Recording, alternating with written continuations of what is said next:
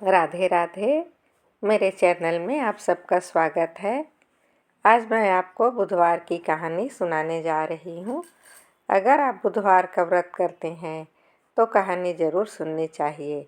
इससे कहानी और व्रत का पूरा फल मिलता है। कहानी सुनने से पहले हमें बोलना चाहिए, सोना की चौकी मोतियों का हार, गणेश जी मेरे जीवन का आधार। यह 5 बार बोलना है।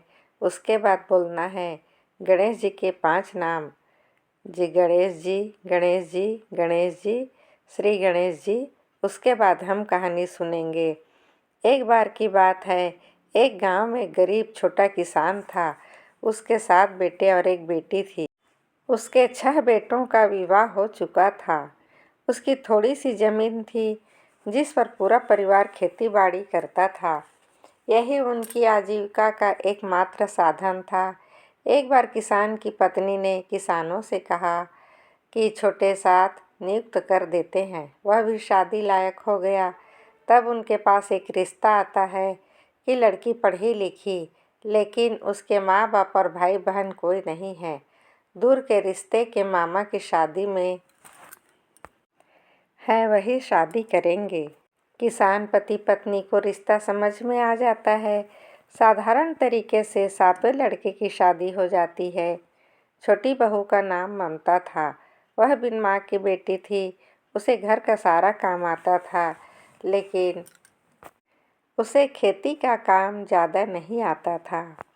वह गणेश भगवान की परम भक्त थी।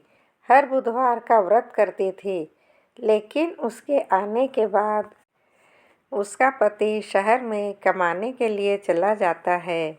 उसका पति 10 साल के लिए शहर चला गया। उसके जाने के बाद उसकी सास और जेठानी खेती का काम करवाने अपने साथ ले जाती। बहू, हम सब काम करते हैं, तुमको भी काम करना पड़ेगा। ममता ने कभी खेती का काम किया नहीं था, लेकिन वह देख देख कर सभी काम सीख रही थी। एक दिन वह सास और जेठानी से कहती है कि मैं गणेश जी की पूजा करना चाहती हूँ, मुझे मंदिर जाना है। सास कहती है, ये क्या नया नियम लेकर आई है? यह तेरे पीहर के नियम कायदे कानून है। वह तेरे माँ बाप के मरने के बाद ही खत्म हो गए। मेरे घर में यह नहीं चलेगा। बहू ने कहा, मैं गणेश चतुर्थी के दिन गणेश जी को घर लाना चाहती हूँ। उन्हें 11 दिन घर में रख कर विसर्जन भी करना चाहती हूँ, लेकिन सास मना कर देती है। बहू जिद पकड़ लेती है तो ससुराल वाले मारपीट गाली गलौज करके उसे घर से निकाल देते हैं। ममता रोती बिलखती पनघट पर जाकर बैठ जाती है। पनघट पर बैठे रहती है। तब बहुत सारी औरतें ने उसे रोते देखकर पूछा, क्या हुआ बहू, क्यों रो रही हो? उन्होंने पूरी बात बताई कि मेरा पति 10 साल के लिए शहर कमाने गया है। मैंने ससुराल में गणेश पूजन की बात कही तो मेरे ससुराल वालों ने मुझे मार पीट कर घर से निकाल दिया। मेरे पीहर में भी कोई नहीं है। मेरे माता पिता भाई बहन कोई नहीं। तब सभी ने बहुत दुख जताया, लेकिन उनमें से कोई नहीं था जो उसकी मदद कर सके। सभी ने अपनी अपनी मजबूरियां बताई और पानी लेकर अपने अपने घर चली गई। ममता फिर उसके थोड़ी देर बाद एक कुम्हार पति पत्नी वहां आते हैं। उनके पास गधा था। उस पर मिट्टी लाद कर घर जा रहे थे। उन्होंने पूछा, तुम कौन हो? तुम क्यों रो रही हो? ममता ने उन्हें पूरी बात बताई। तब कुम्हार अपने पति से बोली, देखो जी, हमारे यहाँ कोई नहीं है। कुम्हार की पत्नी ने कहा, हमारी औलाद नहीं है। भगवान ने बेटी के तौर पे इसे हमारे पास भेजा है। 2 रोटी की तो हमारे घर में कमी नहीं है। क्या इसे हम अपने साथ ले चलें? कुम्हार बोला, नेकी और पूछ पूछ। तब कुम्हार पत्नी ममता से बोली, बेटी, हमारे कोई औलाद नहीं है। तुझे बेटी बनाकर रखेंगे। जो कुछ रूखा सूखा हम खाएंगे तुम्हें भी खिला देंगे। तुम्हें हम पलकों पर बिठा कर रखेंगे। तो हमारे साथ हमारे घर चलो। ममता बहुत खुश हो जाती है।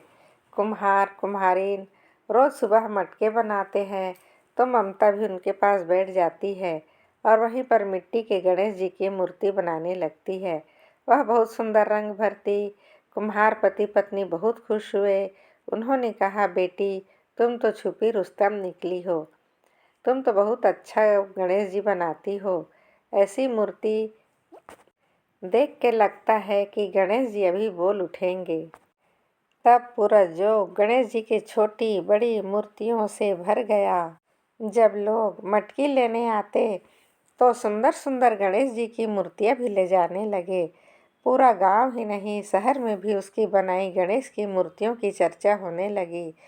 लोग मुँह मांगी रकम देकर मूर्तियां खरीदने लगे। ममता ने अपने माता पिता से कहा, हम भी घर में गणेश जी का मंदिर बना लें और पूजा करें। कुम्हार पति पत्नी बोले, बेटी यह तेरा घर है, जो तेरी इच्छा होकर वह तुम कर सकती हो। ममता बुधवार को व्रत करने लगी और हर साल गणेश चतुर्थी को घर में गणेश जी की पूजा, व्रत व भजन कीर्तन करती और 11वें दिन पूरे बैंड बाजों के साथ गणेश जी का विसर्जन कर पूरे गांव को निमंत्रण कर ढेर सारे आयोजन करती, भोजन की व्यवस्था करती। 12 साल में कुमार पति पत्नी बहुत पैसे वाले बन गए कि घर में नौकर चाकर, गाड़ी घोड़े, नया मकान सब हो गया। उनका घर धन अन्न से भर गया। साथ ही गणेश जी की प्रतिमा के लिए खूब सारे कारीगर भी लगवा दिए। अब तो गांव ही नहीं, शहर में भी दूर दूर तक गणेश जी की मूर्तियां बिकने के लिए जाने लगी। उधर दूसरी तरफ ममता के ससुराल में गणेश जी का अपमान करने के कारण घर, खेत, गहने सब बिक गए। भीख मांगने की नौबत आ गई। इस तरह 10 साल कब पूरे हो गए पता ही नहीं चला। 10 साल बाद किसान का बेटा शहर से वापस गांव आया। आते ही उसने अपनी पत्नी के बारे में पूछा।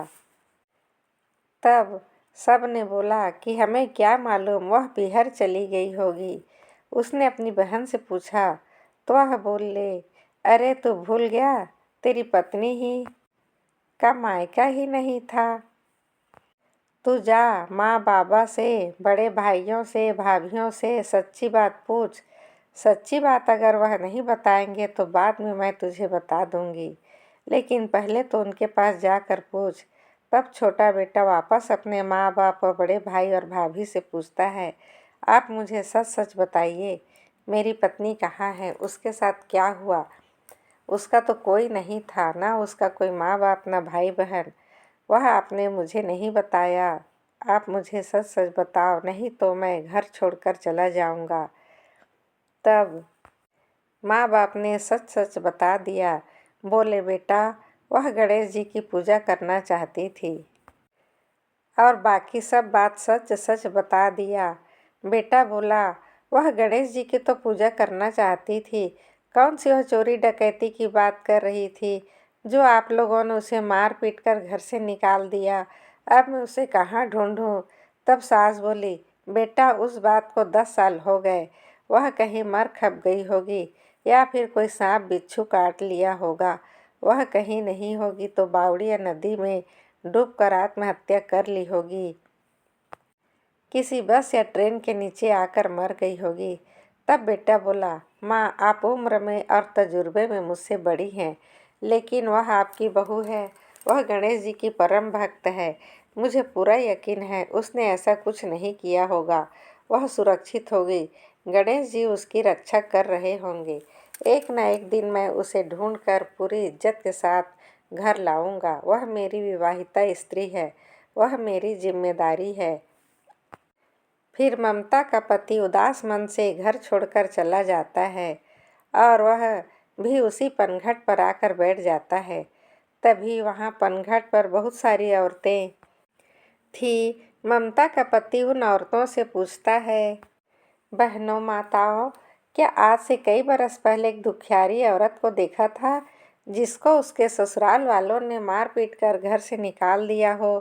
तब सभी औरतें बोली, हाँ भाई देखा था, बेचारी रो रही थी, उसके साथ अन्याय हुआ था, उसकी सास और जेठानी ने उसे घर से निकाल दिया था।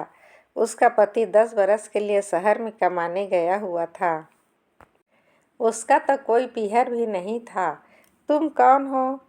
युवक बोला, मैं उसी दुखियारी का पति हूँ। क्या आप लोगों को मालूम है अब वह मुझे कहाँ मिलेगी? तब औरत ने बोली, बेटा वह तो कुम्हार के घर बेटी बनकर रह रही है। आज पूरा गांव उनके घर जिमने जाएगा हर साल की तरह। आज भी वहाँ गणेश विसर्जन का कार्यक्रम है। बहुत धूमधाम से इसका आयोजन होता है। तुम भी वहाँ जाना, तुम्हें तुम्हारी पत्नी वही मिलेगी। तब उसका पति कुम्हार के घर पहुँच जाता है। उसके पीछे पीछे उसके माता पिता और सभी भाई और भाभी भी पहुँच जाते हैं। वहाँ बहुत भारी भीड़ लगी हुई थी। सभी गणपति बप्पा के जयकारे लगा रहे थे। वहाँ गणेश जी के भजन और आरती चल रही थी। पूरे बैंड बाजों के साथ पूरे गांव में जुलूस को घुमाया गया और अंत में नदी में विसर्जन किया गया। सभी गांव वाले लड्डू पूड़ी जिम रहे थे। वहीं पर कुम्हार, कुम्हारिन और ममता भी लोगों को भोजन परोस रही थी। तभी वहां ममता, पति और उसके ससुराल वाले पहुंचते हैं। ममता को उनको देखकर पहचान जाती है, लेकिन ममता का पति ममता को पहचान नहीं पाता। ममता ने बहुत सुंदर कपड़े और गहने पहन रखे थे। कुम्हार और कुम्हारिन उनको भी प्रसादी जीवने के लिए बैठाते हैं, लेकिन वह बोलते हैं, हम ममता के ससुराल वाले हैं, हम ममता को लेने आए हैं। कुम्हार और कुम्हारिन उन सबको अंदर मकान में ले जाते हैं, सभी को आदर से बैठाते हैं। फिर वह ममता से पूछते हैं, बताओ बेटी, बताओ पूरी बात क्या है? तब ममता पूरी बात बताती है। यह मेरे पति हैं और यह मेरे ससुराल वाले हैं। लेकिन ममता उनके साथ जाने से इनकार कर देती है। तभी ससुराल वाले सभी कोई अपनी गलती की क्षमा मांगते हैं और वापस घर चलने की मन्नत करते हैं। फिर ममता का पति बोलता है, ममता मुझे माफ़ कर दो, मेरी ही गलती है जो इतने बरस तक तुम्हारी खोज खबर नहीं ली। तुम घर चलो, जो तुम कहोगी मैं वह सब करने को तैयार हूँ। तब ममता बोली, मुझे गणेश जी की पूजा करनी है। साथ घर में गणेश जी का मंदिर बनवाना चाहती हूँ और हर साल गणेश चतुर्थी पर गणेश जी को लाऊंगी। धूमधाम से 11 दिनों तक भजन कीर्तन करूंगी। 11वें दिन धूमधाम से विसर्जन का कार्यक्रम भी करूंगी और हर बुधवार का व्रत और पूजन भी करूंगी। अगर यह सब करने दोगे तभी मैं आप लोगों के साथ चलूंगी। और दूसरी बात, यह मेरे माता पिता हैं, यह मुझे अनुमति देंगे तो ही मैं ससुराल जाऊंगी, नहीं तो नहीं जाऊंगी। तब कुम्हार और कुम्हारिन बोले, बेटा हम तो बुजुर्ग हैं, हमने तो हमारी पूरी ज़िंदगी जी ली है, हम तो आज मरे कल दूसरा दिन। बेटी तुम्हारी उम्र पड़ी है, तुम ससुराल जाओ। कुम्हारिन बोली, तुम्हें हमने पैदा तो नहीं किया, लेकिन हमें लगता है अगर हमारी बेटी होती तो तुम्हारी जैसी ही होती और भगवान से प्रार्थना करती हूँ, भगवान ने मुझे ममता जैसी बेटी दी। फिर कुम्हार कुम्हारी ने खूब धूमधाम के साथ खूब दहेज, धन दौलत, गाड़ी घोड़ों के साथ ममता को हंसी खुशी विदा कर दिया। ममता ने भी वचन दिया, जब तक वह जिंदा है तब तक आप मेरी जिम्मेदारी हो। इस तरह गणेश भगवान ने ममता को उसके पति से मिलवाया और उसका पूरा मान सम्मान दिलवाया। तो गणेश भगवान जैसे आप ममता के ऊपर प्रसन्न हुए, वैसे ही सबके ऊपर, कथा सुनने वाले के ऊपर प्रसन्न हो। अगर आपको यह कहानी पसंद आई होगी तो मेरे वीडियो को सब्सक्राइब कीजिए, लाइक कीजिए। राधे राधे। आपका दिन शुभ हो, मंगलमय हो।